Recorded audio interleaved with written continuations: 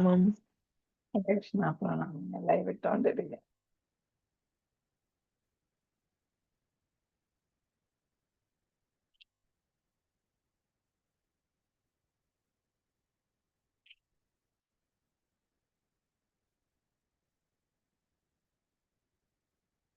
ഹരേ Krishna. Live വന്നോണ്ട് വന്നല്ലേ? വന്നു. അത് ലൈവ് വന്നു. പക്ഷെ ഇത് വന്നില്ല, ലോഗൊന്നും വന്നിട്ടില്ല. ലോകം വന്നില്ല മാതാജി. ഞാൻ ഷെയർ ചെയ്യും. ലൈവ് ഇട്ട് കഴിഞ്ഞിട്ട് ഷെയർ ചെയ്യാൻ പറ്റും.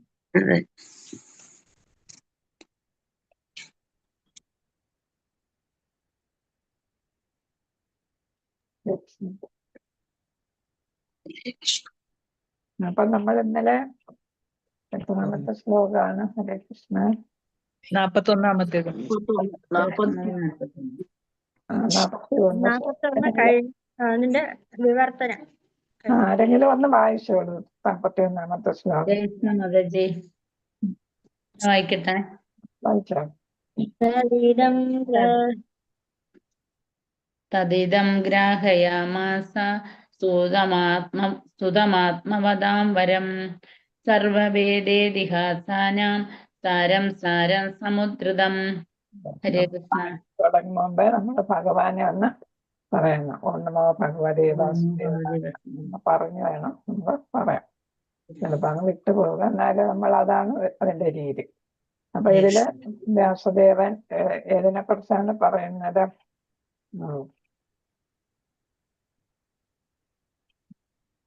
യഥാർത്ഥ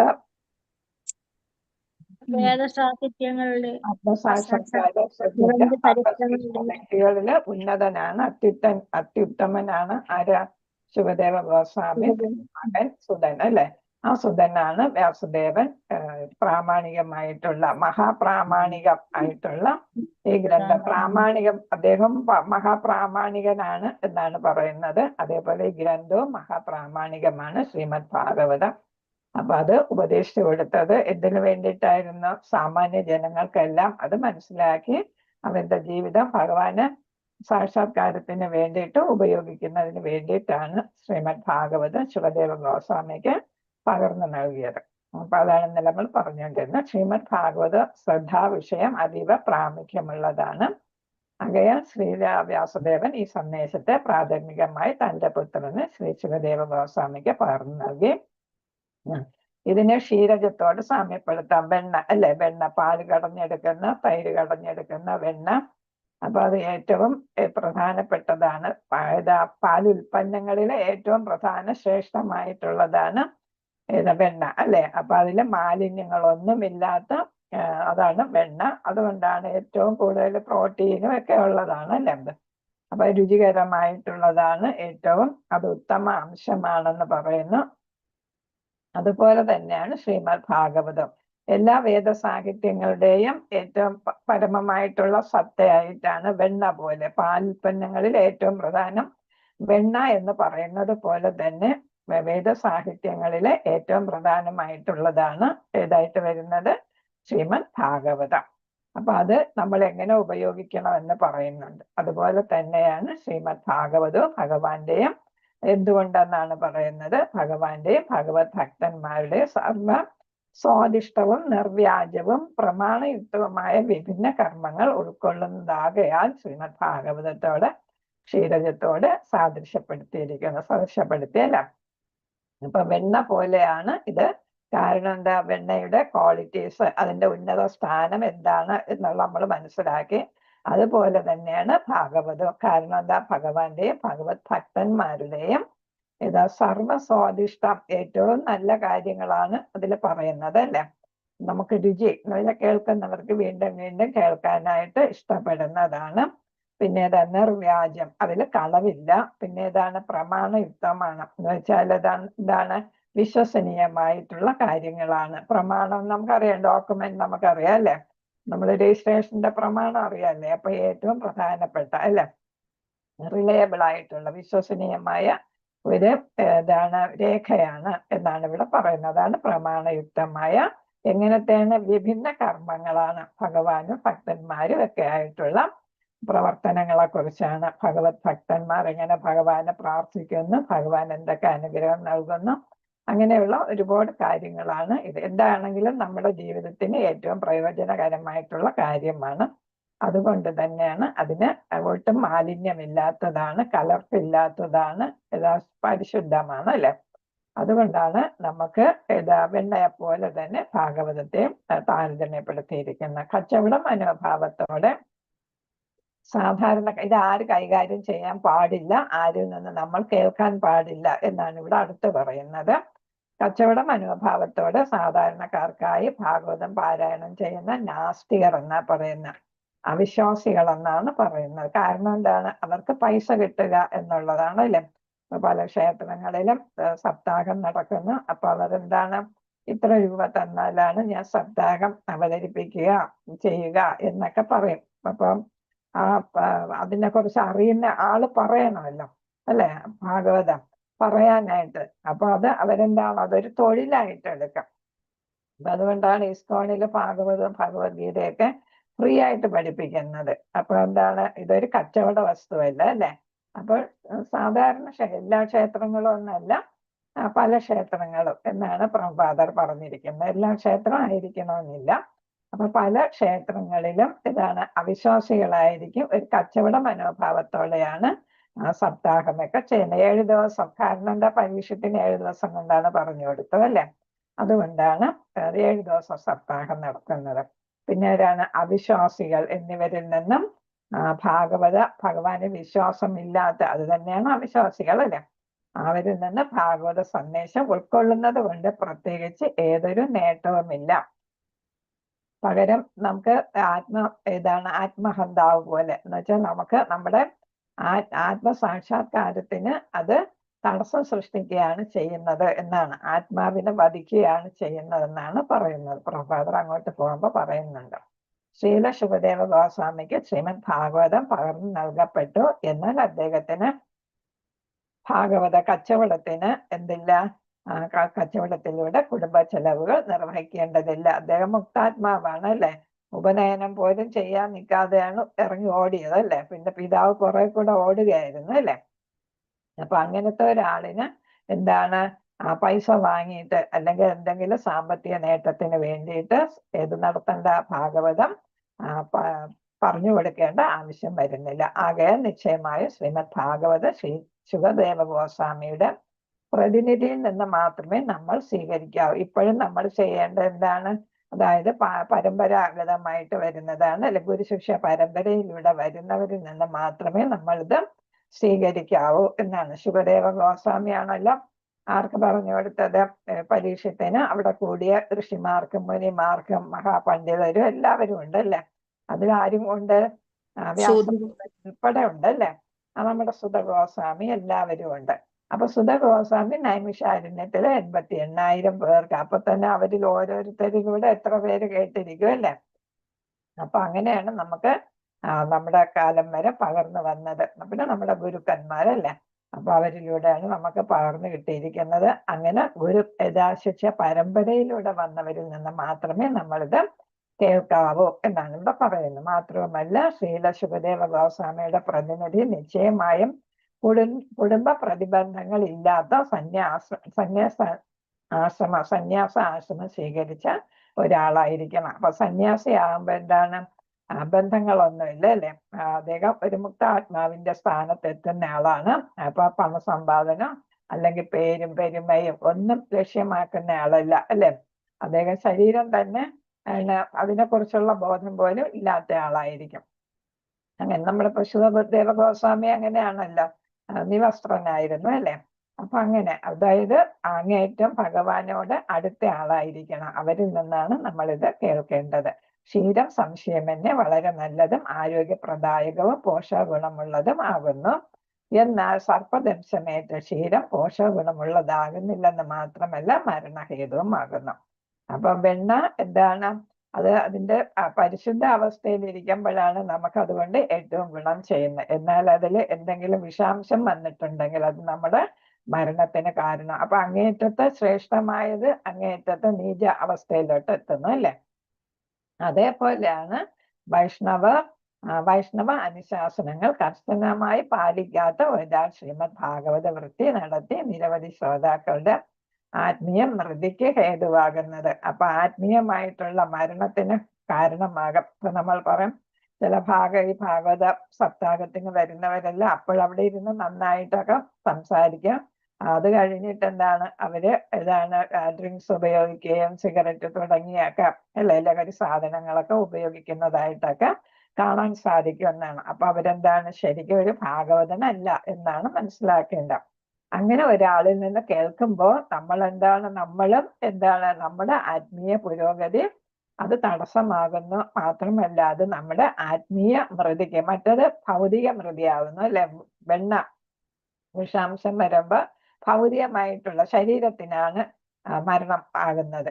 ഇതാണെങ്കിലോ ഇത് അതിനേക്കാൾ കൂടിയതാണ് അല്ലെ. നമ്മുടെ ആത്മാവിന് തന്നെ മരണം സംഭവിക്കുന്നു. അപ്പൊ ശരീരം മരിച്ചാൽ ആത്മാവ് വേറൊരു ശരീരത്തെ പ്രവേശിക്കും അല്ലെ. ഇപ്പൊ ഇവിടെ ആത്മാവിനെ തന്നെ വധിക്കുന്നതിന് തുല്യം എന്ന് പറയുമ്പോൾ നമുക്ക് എന്തെങ്കിലും ഇച്ചിരി ഭക്തിയൊക്കെ ഉണ്ടെങ്കിലും അതും കൂടെ നഷ്ടപ്പെടാനായിട്ട് ഇടയാകും. പിന്നെ നമ്മൾ പഠിച്ചിട്ടുണ്ട് കൂടുതൽ പേര് 10ാമത്തെ സ്കന്ധത്തിനാണ് തുടങ്ങുന്നത്.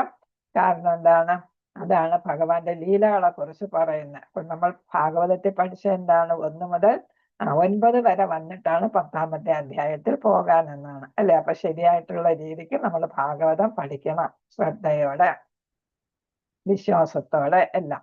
സർവ്വവേദങ്ങളുടെയും പരമലക്ഷ്യം തന്നെ അറിയുകയാണെന്ന് ഭഗവത്ഗീതയിൽ ഭഗവാൻ അരുളി ചെയ്യുന്നു അല്ലെ. അപ്പൊ നമ്മൾ പഠിച്ചു കഴിഞ്ഞതാ എല്ലാം ഭഗവാനും മനസ്സിലാക്കാനാണ് വേദങ്ങൾ. സർവസ്വ അല്ലെ ജാഗ്രത സന്നിവിഷ്ടം എന്നുള്ളത്. ശ്രീമദ് ഭാഗവതം ഭഗവാൻ ശ്രീകൃഷ്ണന്റെ ലേഖാവിജ്ഞാന സ്വരൂപമാണ്. കേൾവിയല്ല, ഇവിടെ അത് രചിക്കപ്പെട്ടതാണ്. ലേഖ എന്ന് പറയുമ്പോൾ ലിഖിതമായത് അല്ലെ, രചിക്കപ്പെട്ടത്. അപ്പൊ രചിക്കപ്പെട്ട വിജ്ഞാന സ്വരൂപം. സ്വരൂപം എന്ന് വെച്ചാൽ ഭഗവാന്റെ രൂപം അല്ലെ. ഭഗവാന്റെ രൂപം തന്നെയാണ് ഭാഗവതം. അത് പക്ഷെ മറ്റത് വാണിയായിരുന്നു, രചിക്കപ്പെട്ടത് എന്നുള്ള ഒരു വ്യത്യാസം മാത്രം. ശ്രീമദ് ഭാഗവതം സർവ്വവേദങ്ങളുടെ സാരാംശം, അതൊക്കെ നമ്മൾ പഠിച്ചു കഴിഞ്ഞതാണ് അല്ലെ. മാത്രവുമല്ല ഭഗവാൻ ശ്രീകൃഷ്ണനുമായി ബന്ധപ്പെട്ട സമഗ്ര കാലഘട്ടത്തിന്റെയും അഖില ചരിത്ര സത്യങ്ങൾ ഇതിൽ ഉൾക്കൊള്ളുന്നു. അപ്പൊ ഒരു ചരിത്ര രേഖയായിട്ടാണ് കണക്കാക്കുന്നത്. ചരിത്രരേഖ എന്ന് പറയുമ്പോൾ അതെല്ലാം വിശ്വസനീയമായ ഉറവിടങ്ങളിൽ നിന്ന് വരുന്നതാണ്. ആ ഉറവിടങ്ങളിൽ നിന്ന് വരുന്ന സത്യങ്ങൾ മാത്രമേ ചരിത്രത്തിൽ രേഖപ്പെടുത്തൂ. അതുകൊണ്ടാണ് അതിനെ ചരിത്ര സത്യം എന്ന് പറയുന്നത്. Telling the truth, revealing the truth, സത്യം വെളിപ്പെടുത്തുക, അതാണ് ചരിത്രത്തിന്റെ ഉദ്ദേശ്യം. അപ്പൊ ഇവിടെ ഭാഗവതം ഒരു ചരിത്ര സത്യമായിട്ടാണ് പറയുന്നത്. ചരിത്ര ഗ്രന്ഥമാണ്, സത്യം മാത്രം പറയുന്നത്. പരമാർത്ഥത്തിൽ സർവ്വചരിത്രങ്ങളുടെയും അന്തസത്തയാണ് ശ്രീമദ് ഭാഗവതം. അപ്പൊ എല്ലാ ചരിത്രങ്ങളിലും വെച്ച് ഏറ്റവും പ്രധാനം അതിന്റെ എല്ലാം ഉള്ളടക്കം ആ കാലഘട്ടത്തെ മുഴുവനായിട്ട് അറിയാനായിട്ട് നമുക്ക് സാധിക്കും.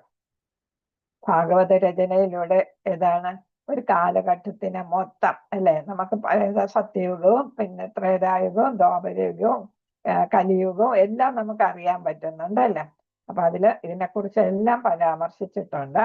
അപ്പൊ അതെല്ലാം നമുക്ക് മനസ്സിലാക്കുന്നു. ഇതെല്ലാം ചരിത്ര വസ്തുതകളാണ് എന്നുള്ളതാണ് പ്രധാനം. അപ്പൊ ശ്രീമദ് ഭാഗവതത്തിന്റെ ഗുണങ്ങളൊക്കെയാണ് ഇവിടെ പറഞ്ഞിരിക്കുന്നത്.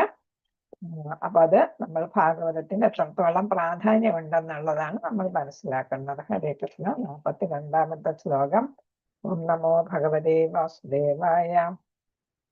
സദോ സംശ്രാവയാമാശ മഹാരാജം പരീക്ഷിതം പ്രായോപവിഷ്ടം ഗംഗായാം പരീതം പരമ ഋഷിഭിഃ. സതോ സംശ്രാവയാം എന്നാണ്. സംശ്രാവയാം ആസ. സതോ സംശ്രാവയാം ആസ മഹാരാജം പരീക്ഷിതം പ്രായോ ഉപവിഷ്ടം ഗംഗായാം പരീതം പരമ ഋഷിഭിഃ. പരമ ഋഷിഭിഃ. പ്രായോ ഉപവിഷ്ടം ഗംഗായാം, ഗംഗാ തീരത്ത് അല്ലെ. എന്താണ് പ്രായോ ഉപവിഷ്ടം എന്ന് വെച്ചാൽ മരണം വരെ ആഹാരങ്ങൾ അല്ലെ, ആഹാരമെല്ലാം ജലം പോലും ജലപാനീയം പോലും ഉപേക്ഷിച്ചുള്ള തപസ്യയാണ് ഇവിടെ ചെയ്യുന്നത്. പരീതം പരമർഷിഭിഹി. പരമ ഋഷിഭിഹി എന്നാണ് പരമർഷിഭിഹി.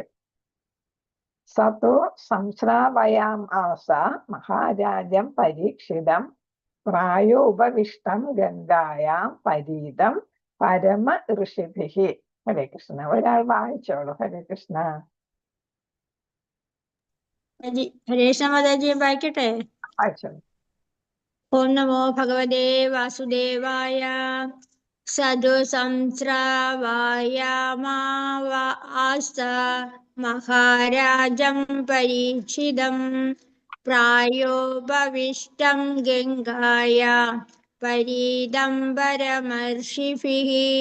ഹരേഷ. അപ്പൊ നമുക്ക് അതിന്റെ പ്രധാനപദാർത്ഥം വായിക്കാം. വ്യാസദേവസുതൻ തു വീണ്ടും സംശ്രാവയാം ആസ അവരെ ശ്രവിപ്പിച്ചു. ആരെയാണ് ശ്രവിപ്പിച്ചത്? വ്യാസദേവസുതൻ പരീക്ഷത്ത് മഹാരാജാവിനെയും അവിടെ കൂടിയിരുന്ന മുനിമാരെയും പണ്ഡിതന്മാരെയും എല്ലാവരെയും. മഹാരാജം രാജാവിനെ പരീക്ഷിത്തെന്ന് നാമധേയമുള്ള രാജാവിനെ പ്രായ ഉപവിഷ്ട മരണം വരെ ഭക്ഷണപാനീയം ഉപേക്ഷിച്ച് ഉപവിഷ്ടനായ എന്ന് വെച്ചാൽ എന്താണ്? അവിടെ ഇരുന്ന അല്ലെ? അതെ. ഗംഗാ നദീതീരത്ത് പരീതം വലയം ചെയ്യപ്പെട്ട ആരാണ്? പരമ ഋഷിഭിഹി അല്ലെ? പരമ ഋഷിമാരാൽ വലയം ചെയ്യപ്പെട്ട ഗംഗാതീരത്ത് ഏതാണ്? ഭക്ഷണപാനീയെല്ലാം ഉപേക്ഷിച്ച് അവിടെ ഇരുന്ന ഏതാണ്? തപസ്സിന് വേണ്ടിയിട്ട് അല്ലെ? മരണത്തെ കാത്തിരുന്ന.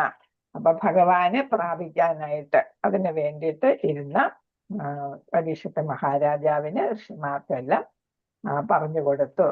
ആരാണ്? ശുകദേവ ഗോസ്വാമി. വിവർത്തനം ശീലപ്രഭുപാദത്തിന്റെ മൃത്യുവിനെ വരവേൽക്കാനായി ഭോജ്യപാനീയങ്ങൾ ഉപേക്ഷിച്ച് ഋഷിമാരാൽ വലയം ചെയ്യപ്പെട്ട് ഗംഗാതീരത്ത് ഉപവിഷ്ടനായ പരീക്ഷിത്ത മഹാരാജാവിന് വ്യാസദേവപുത്രനായ ശ്രീ ശുകദേവ ഗോസ്വാമി അദ്ദേഹത്തിന്റെ ഊഴമായപ്പോൾ ശ്രീമദ് ഭാഗവതം ഉപദേശിച്ചു. ഇവിടെ ഊഴം എന്ന് പറയുന്നതിന് കാരണമുണ്ട്. കാരണം എന്താണ്? ഇപ്പൊ ഇദ്ദേഹം മഹാരാജാവാണ് അല്ലെ? അപ്പൊ എല്ലാ രാജ്യഭാരം എല്ലാം മകനെ ഏൽപ്പിച്ച് അദ്ദേഹം ഗംഗാ തീരത്ത് ഭഗവാനെ പ്രാപിച്ച് ഏതാണ് തപസ്യ പോലെ അല്ലെ ഭഗവാനെ പ്രാപിക്കുന്നതിന് വേണ്ടി ഒരു തപസ്യ ചെയ്യാനായിട്ട് പോയപ്പം മഹാരാജാവായത് കൊണ്ട് തന്നെ രാജ്യത്തുള്ള വലിയ വലിയ ഋഷിമാരും അല്ലെ പിന്നെ ഏതാണ് പ്രധാനപ്പെട്ട എല്ലാവരും പണ്ഡിതന്മാരും പ്രജകളും എല്ലാം എന്ത് ചെയ്തു? അവിടെ തടിച്ചുകൂടി അല്ലെ അദ്ദേഹത്തെ ബഹുമാനിക്കുന്നതായിട്ട്. അപ്പൊ ഓരോരുത്തരും ഓരോ അഭിപ്രായം പറഞ്ഞു. അപ്പൊ അവസാനം എന്താ അഭിപ്രായം വന്നു? ശുകദേവ ഗോസ്വാമിയിൽ നിന്ന് എന്ത് കേൾക്കുക? ശ്രീമദ് ഭാഗവതം കേൾക്കുകയാണ് ഭഗവാനെ പ്രാപിക്കാനുള്ള ഏറ്റവും നല്ല വഴി എന്ന് ഈ പണ്ഡിത ഋഷിമാരെല്ലാം ഉപദേശിച്ചു. അങ്ങനെയാണ് ശുകദേവ ഗോസ്വാമിയുടെ ഊഴം വന്നത്. മനസ്സിലായല്ലോ? അപ്പൊ അവിടെ തടിച്ചുകൂടിയ മഹാപണ്ഡിതരും ഋഷിമാരും എല്ലാം ഉപദേശിച്ചു ശുകദേവ ഗോസ്വാമിയിൽ നിന്ന് ഭാഗവതം കേൾക്കുക, ഭഗവാനെ കുറിച്ചുള്ള കഥകൾ കേൾക്കുക, അല്ലെങ്കിൽ സത്യങ്ങൾ കേൾക്കുക. അതാണ് ഭഗവാനെ പ്രാപിക്കാനുള്ള എളുപ്പമായിട്ടുള്ള 7 ദിവസമല്ലേ ഉള്ള. അപ്പൊ അതിനുള്ള വഴി എന്ന് പറയുകയുണ്ടായി. അപ്പൊ കുറച്ച് ദിവസത്തിനുള്ളില് ഭഗവാനെ പ്രാപിക്കണം. അതാണ് ഇവിടെ പ്രധാനമായിട്ടുള്ളത്. അതുകൊണ്ട് ഊഴ എന്ന് പറഞ്ഞത്.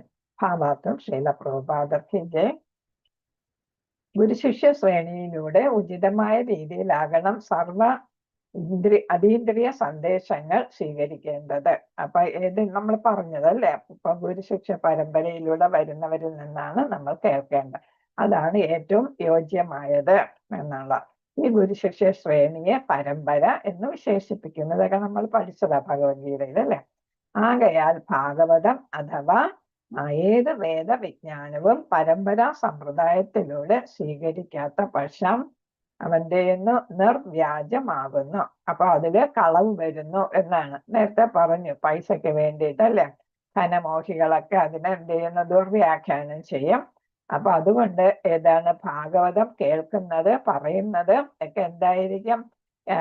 പറയുന്നത് നിർവ്യാജമായിട്ടായിരിക്കത്തില്ല, വ്യാജമായിട്ടുള്ളതായിരിക്കും, ശരിയായിട്ടുള്ളതായിരിക്കത്തില്ല.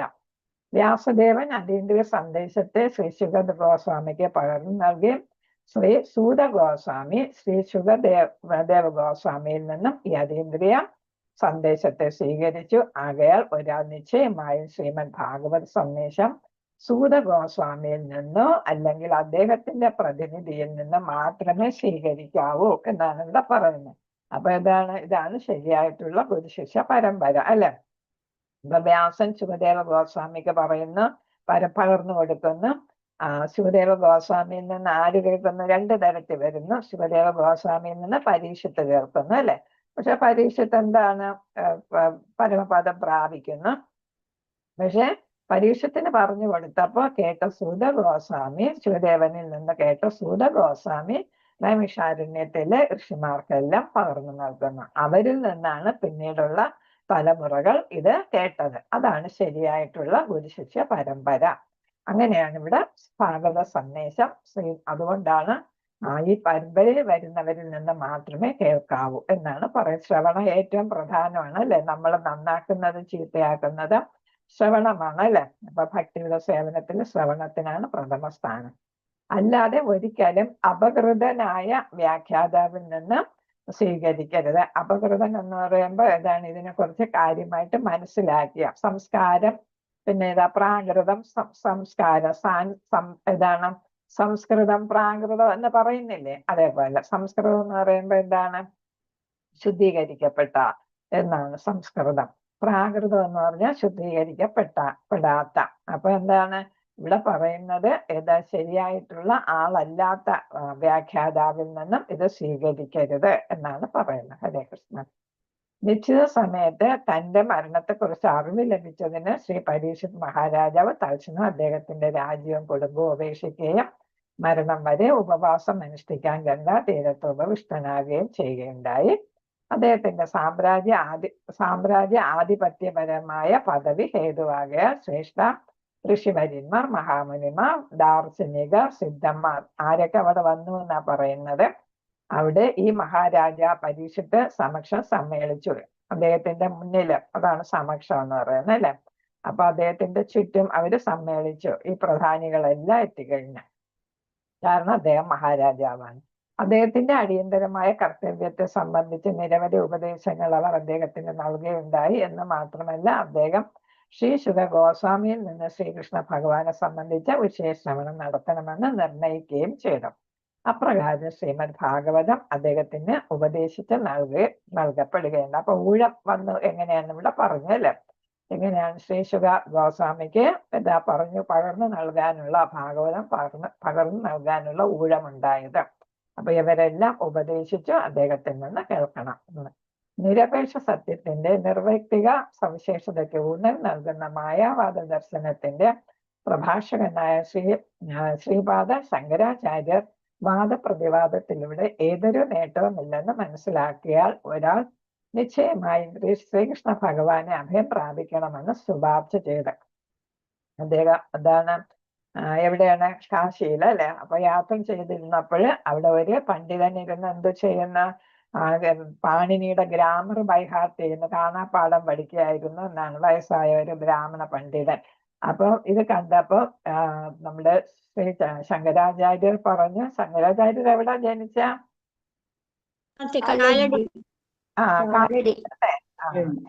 കാലടിയില്. അപ്പൊ എറണാകുളം ഡിസ്ട്രിക്റ്റിൽ വരുന്ന കാലടി നമ്മുടെ നാട്ടുകാരനാണ്, അല്ലെ? ഇന്ത്യ മുഴുവൻ അദ്വൈത തത്വം പ്രചരിപ്പിച്ചതാണ്, അല്ലെ? അപ്പൊ അദ്ദേഹം 32 വയസ്സിനുള്ളിൽ 114 ഉത്തമമായിട്ടുള്ള ഗ്രന്ഥങ്ങൾ രചിച്ച ആളാണ്. 114 ഉത്തമ ഗ്രന്ഥങ്ങൾ 32 വയസ്സിനുള്ളിൽ രചിച്ചു എന്നുള്ള വ്യാഖ്യാനങ്ങളായും അല്ലാതെ ഒറിജിനൽ കൃതിയായിട്ടും ഒക്കെ ആയിട്ട് 114. അപ്പൊ ആലോചിച്ച് നോക്കുക, സംസ്കൃതത്തിലാണ് ഇതിന്റെ രചന, അല്ലെ? അപ്പൊ എത്രത്തോളം പാണ്ഡിത്യം അദ്ദേഹത്തിന് ഉണ്ടായിരുന്നു എന്നാണ്. അദ്ദേഹം ശിവന്റെ ഭക്തനാണ്, ദേവി ഭക്തനും കൂടെയാണ്. ഏറ്റവും കൂടുതൽ ശിവഭക്തൻ, പിന്നെ ദേവിയെ പ്രകീർത്തിക്കുന്നു. അപ്പൊ ദേവിയെ പ്രവർത്തിക്കുന്ന കണ്ട ഒരു ബ്രഹ്മചാരി ഇത്രയും നന്നായിട്ട് ദേവിയുടെ ഓരോ അംഗവും വ്യാഖ്യാനിക്കുകയാണ് ചെയ്യുന്നത്. അപ്പൊ അതിന് പിന്നെ അത്രത്തോളം വ്യാഖ്യാനിക്കുന്നു. അപ്പൊ ബ്രഹ്മചാരി ആയിട്ട് പോലെ, അല്ലെ? അപ്പൊ അദ്ദേഹത്തിന്റെ അവിടാണ് അദ്ദേഹത്തിന്റെ പാണ്ഡിത്യവും ശ്രേഷ്ഠതയൊക്കെ നമ്മൾ മനസ്സിലാക്കേണ്ടത്. അദ്ദേഹം അവസാനം എന്താണ് ഭജഗോവിന്ദ രചിച്ചു അല്ലെ. അപ്പൊ എന്താണ് ശ്രീകൃഷ്ണനെ ഭജിക്കോ, അതാണ്. ഈ ഗ്രാമർ ഒന്നും പഠിക്കണ്ട, പകരം എന്താണ് അതെല്ലാം വൃഥാ സമയം കളയുന്നതാണ്. അതുകൊണ്ട് എന്താണ് നിങ്ങൾ എന്ത് ചെയ്യുക, ഭഗവാന് ഗോവിന്ദനെ എന്ത് ചെയ്യുക, ഭജിക്കുക എന്നാണ് ഇവിടെ പറയുന്നത്. അപ്പൊ ഇതാണ് ശ്രീപാദ ദേവിയുടെ ഭക്തനായ ശിവന്റെ ഭക്തനായ ശ്രീ ശങ്കരാചാര്യർ അവസാനം ആരെ ഭജിക്കാനാണ് പറഞ്ഞത്? ശ്രീകൃഷ്ണ ഭഗവാനെ അഭയം പ്രാപിക്കണമെന്ന് ശുപാർശ ചെയ്തു. വർണ്ണശബളവും വ്യാകരണം, എല്ലാവരും ഭജഗോവിന്ദമൊക്കെ കേട്ടിട്ടുണ്ടായിരിക്കും, അല്ലെങ്കിൽ വായിക്കുന്നത് നല്ലതാണ്. ഭഗവാനെ കുറിച്ചുള്ള സ്തുതിയല്ലേ. വർണ്ണശബളവും വ്യാകരണ ഗംഭീരവുമായ വാക് സാമർത്ഥ്യത്തോടെ ചെയ്ത പ്രഭാഷണങ്ങളൊക്കെയും മരണം ആസന്നമാകുമ്പോൾ ഒരാളെ ഒരു തരത്തിലും സഹായിക്കുകയില്ലെന്ന് ശ്രീപാദ ശങ്കരാചാര്യർ പരോക്ഷമായിട്ട് അംഗീകരിക്കുന്നു. അപ്പൊ തുറന്ന് സമ്മതിച്ചു, അതാണ് പരോക്ഷം എന്ന് പറയുന്നത്. തുറന്ന് സമ്മതിച്ചു എന്താണ് നമ്മുടെ ഈ പ്രഭാഷണങ്ങളോ അങ്ങനെ അല്ല, വർണ്ണശബളം, അതാണ് വ്യാകരണത്തിന്റെ കാര്യം ഇവിടെ എടുത്ത് പറഞ്ഞില്ല. വർണ്ണശബളം എന്ന് വെച്ചാൽ വാക്കുകൾ കൊണ്ട് നമ്മൾ അമ്മാനമാടുക എന്ന് നമ്മൾ പറയത്തില്ലേ, അതാണ് ഇവിടെ വർണ്ണശബളം എന്ന് പറയുന്നത്. സംസ്കൃത വാക്കുകൾ കൊണ്ട് അത്രയും അഗംഭീരമായിട്ടുള്ള രീതിക്കാണ് അദ്ദേഹത്തിന്റെ ഓരോ രചനയും. പിന്നെ വ്യാകരണ ഗംഭീരവുമായ, അപ്പൊ അവസാനം അദ്ദേഹത്തിന് തന്നെ മനസ്സിലായത് കൊണ്ടാണ് ഉപദേശിച്ചത് വ്യാകരണമൊന്നും പഠിക്കണ്ട എന്ന് പറഞ്ഞത്. അപ്പൊ വാക് സാമർത്ഥ്യത്തോടെ ചെയ്ത പ്രഭാഷണങ്ങളൊക്കെയും അവസാനം എന്താണ് നമ്മളെ സഹായിക്കത്തില്ല. ഭഗവാനോട് ഭക്തി ഉണ്ടായാൽ മാത്രമേ നമ്മളത് സഹായിക്കൂ എന്നാണ് തുറന്ന് അദ്ദേഹം അംഗീകരിച്ചത്. തുറന്ന് അംഗീകരിക്കാൻ എടുത്തു പറയുന്ന കാര്യം അദ്ദേഹം ശിവഭക്തനായിരുന്നത് കൊണ്ടാണ്. മരണം ആസന്നമാകുന്ന ആ ഉത്കണ്ഠാകുലമായ അവസാന നിമിഷങ്ങളിൽ ഒരാൾ നിശ്ചയമായും നാരായണ നാമം ജപിക്കണമെന്ന് ശ്രീ ശുകദേവ ഗോസ്വാമി വളരെ പണ്ട് തന്നെ പ്രസ്താവിച്ചിട്ടുണ്ട്. അപ്പൊ ഇദ്ദേഹം ഒരുപാട് പ്രഭാഷണങ്ങളും എല്ലാം പരിമ്രാജകരാണ് ഇവിടെ എല്ലായിടവും ഇങ്ങനെ നടന്ന് പ്രഭാഷണം നടത്തി ഭഗവാന്റെ തത്വങ്ങളും ഭഗവാനെ കുറിച്ച് എല്ലാ പ്രസംഗങ്ങളും നടത്തുന്നത്, ഉപദേശങ്ങൾ നൽകുന്ന പരിവ്രാജകർ. അപ്പൊ ഇവിടെ എന്താണ്, അപ്പൊ അദ്ദേഹം പല പല പ്രഭാഷണങ്ങളിലും നേരത്തെ ധാരാളം നടത്തിയിട്ടുണ്ട്.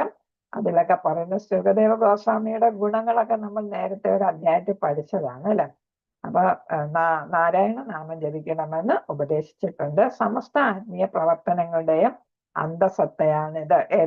നാരായണ നാമം എന്ന് പറയുന്നത് അപ്പൊ 4 അക്ഷരങ്ങളെ ഉണ്ട്. അതുകൊണ്ടാണ് അജാമിളന് മോക്ഷം കിട്ടിയത് അല്ലെ. അപ്പൊ അതിന്റെ ശക്തി എത്ര ഉണ്ടെന്നാണ് ഇവിടെ പറയുന്നത്. അപ്പൊ അത് എല്ലാ പ്രവർത്തനങ്ങളുടെയും ആത്മീയ പ്രവർത്തനങ്ങളുടെയും അന്തസത്തയാണ്. ഈ ശാശ്വത സത്യത്തെ അനുധാവനം ചെയ്യുകയാൽ പരമപ്രാപ്തനായ ശ്രീ ശുക ഗോസ്വാമി വർണ്ണിച്ച ശ്രീമദ് ഭാഗവതം പരീക്ഷിത് മഹാരാജാവിന് അദ്ദേഹം ശ്രദ്ധയോടെ കേട്ടു.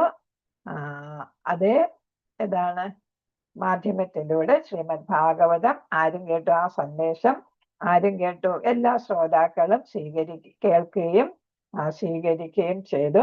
പിന്നെ അതേപോലെ തന്നെ ഈ കേട്ട ആർക്കാണ്? പരീക്ഷിത് മഹാരാജാവിനും അത് പറഞ്ഞ ശ്രീ ശുക ഗോസ്വാമിക്കും ഒരേപോലെ തന്നെ ആത്മസാക്ഷാത്കാരം ലഭിച്ചു എന്നാണ്. അപ്പൊ പറയുന്ന ആളിനും കേൾക്കുന്ന ആളിനും ഒരേപോലെ ഗുണം ചെയ്യുന്നതാണിത്. സാധാരണ നമ്മൾ സംസാരിച്ചാല് ചിലപ്പോൾ കേൾവിക്കാരനും ഗുണം ഉണ്ടാവില്ല, പറയുന്നവർക്കും ഗുണം ഉണ്ടാവില്ല, അവരുടെ എനർജി പോകുന്നത് മാത്രമായിരിക്കും അല്ലെ.